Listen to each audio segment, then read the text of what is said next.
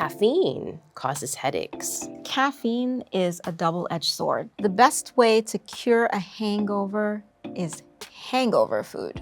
The best cure for hangover is time. Oh boy, migraines can be cured.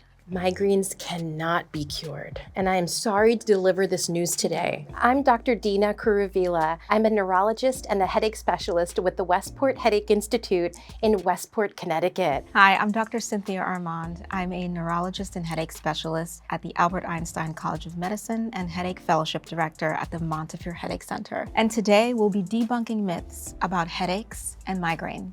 Migraines are just headaches. That is just the most aggravating myth that I've ever seen, and I'm sure many of my patients will say the same thing. I 100% agree.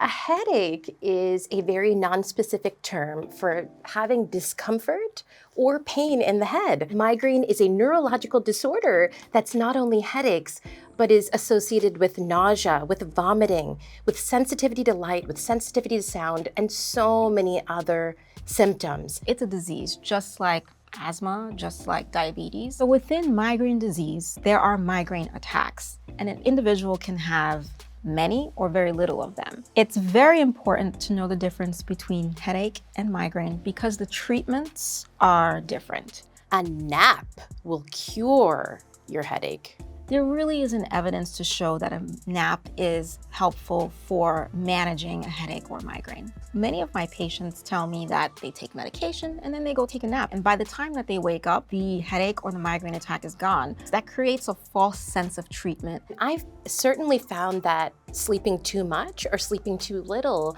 is a big trigger for patients with migraine. So I always counsel patients, keep your sleep times, your wake times the same every day so that you don't end up triggering a migraine. Instead of napping, and this depends on the person, you can start with medication that your doctor had prescribed to do some mindfulness and meditation and making sure that you keep your schedule consistent. Caffeine causes headaches. Caffeine is a double-edged sword. Yes, caffeine can be a trigger to headaches, but caffeine can also be helpful for headaches. Have fun, drink your latte. But it's really important to recognize increasing the amount of caffeine you take in can trigger more headache attacks or migraine attacks. And also, right after the period that you increase and you decide, I'm gonna try and cut it down, suddenly that abrupt withdrawal can also trigger a migraine attack or a headache. Now, caffeine can also be useful in treating headaches or migraine attacks as well, like Excedrin that can have caffeine in it, which is Excedrin migraine. Just remember, you're adding that caffeine from Excedrin migraine to the caffeine you're already taking. That could certainly produce a worsening of headaches. Just something to be cautious about. Dehydration is the most common cause of headaches. That is definitely not true. Dehydration is not the most common cause for headaches in general. The part that annoys me about this is cause. What you just talked about are triggers, right? So triggers are certain circumstances or situations that lower one's threshold to have a migraine attack in someone who's already susceptible. While dehydration is a common trigger for folks, there are so many different triggers that have been reported by patients. The most common ones I hear about are alcohol, too much caffeine or suddenly stopping caffeine, not getting enough sleep, and stress. It's really important to keep a headache diary or a migraine diary because that allows you to know more about your body and that allows you to put tabs on triggers and when attacks happen. And that helps you decide with your doctor what really is triggering you because what triggers one person may not trigger someone else. Oh boy. Migraines can be cured. Migraines cannot be cured. And I am sorry to deliver this news today. Essentially, migraine disease is managed. Migraine management consists of preventive treatments, which may be a daily medication, a monthly injectable, or a procedure or treatment with a device, which is a very popular non-pharmacological option now. We always recommend as-needed treatments to limit your disability with each individual attack. And then we also talk about non-medication options.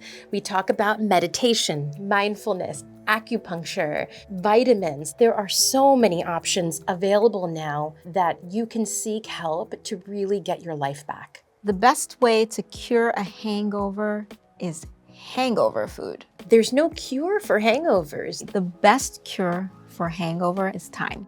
The duration really varies per person. I've heard 24 to 72 hours. That sounds like a really long time, but everyone's body is different. Headaches are usually a symptom for hangovers because of two things. So the first thing is we know alcohol to be a trigger for migraine attacks and headache in general. The body actually releases histamine with alcohol intake in general, and that can certainly also cause a migraine attack. And the other portion is the dehydration of the alcohol. Dehydration is a trigger for migraine attacks and headache. You could aggressively hydrate yourself with water, or you can receive fluids through an IV. You can take acetaminophen or an anti-nausea medication. These are all options that are out there to use before a night of drinking, but certainly not proven enough for that purpose. Taking Advil will always treat headaches and migraines. Advil is an as-needed over-the-counter medication, which is meant to be used as needed only, less than 2 days a week, and is not used as a preventive treatment. This is like the bane of my existence because when I see patients for the first time, they're always on an over-the-counter anti-inflammatory medication, what we call NSAIDs, the non-steroidal anti-inflammatories. And these NSAIDs, like Advil, treat the inflammation portion. However, migraine involves all sorts of chemicals and they wouldn't so respond to the over-the-counter anti-inflammatories. If medications such as Advil are used more frequently, they can produce medication overuse headache. The newer term for it is medication adaptation headache. How I explain this is that your body kind of gets used to it. So you take more of the medication and you get more headache. And it's just this vicious cycle. If you find out that you're using your as-needed medications like Advil too frequently, please talk to your doctor about a preventive option that will overall cut down on your headaches. You don't have to use so much as-needed medications. Ooh, all migraines are the same. No, not all migraine attacks are the same. Migraines come in all different flavors, and we can differentiate them in terms of how often the migraine occurs, like chronic migraine versus episodic migraine. So chronic means any attack that occurs 15 or more days, and then episodic means less than 15. And then we can differentiate them on the symptoms that individuals have. There can be something called hemiplegic migraine, where individuals have weakness on one side. There can be migraine with and without aura.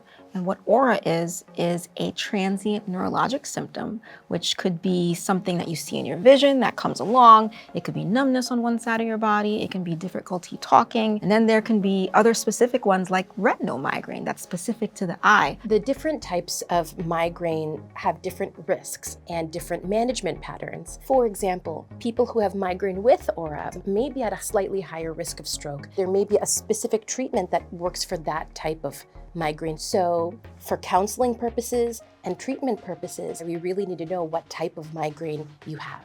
Migraines and headaches only happen on one side of the head. It's definitely false, but we always like a textbook definition of things. If we look up what migraine is, most commonly you'll find that it says it's one-sided throbbing headache that has nausea, vomiting, but actually, again, every individual with migraine is different. Migraine pain can be in the forehead, sides of the head, back of the head, the face, the nose, and the neck. Around 80% or more of patients with migraine also have neck pain. There are more rare headache disorders that only occur on one side of the head. Cluster headache happens on only one side of the head classically. So the location of your pain doesn't necessarily pinpoint what your diagnosis is. What I really find is it's a compilation of symptoms, which is why I always talk about the diary. Having a headache means something is wrong with your body. Oh, that's a very interesting question. Having a headache doesn't necessarily mean there's something wrong with your body. Headaches can signal more dangerous things going on in the brain, like a stroke, like a tumor, like a tear within one of the arteries of the head or neck. But there are everyday things that can cause headache. Ponytail headaches, for example, are very common. You're tying your hair back in that really tight bun. Braids. Braids do the yes. same thing. Swim caps. There's ice cream headache, where you eat that ice cream and you notice that headache that comes on right away. And that's because you're kind of stimulating the upper part of your palate with that cold temperature. So important to know the red flags of when something may signal something more dangerous. If you already have headaches or migraine disease, you might want to pay attention to if there's a changing pattern, if it's still responsive to the usual treatments that you take, if you are having extra symptoms added to the migraine that you haven't had before. Those are indications you need to see your provider to make sure to do some sort of workup for any other secondary cause. Ooh, mental health has nothing to do with migraines. Oh no, I just can't with this one. So we have to set the record straight on this one. Migraine is the second leading cause of disability worldwide.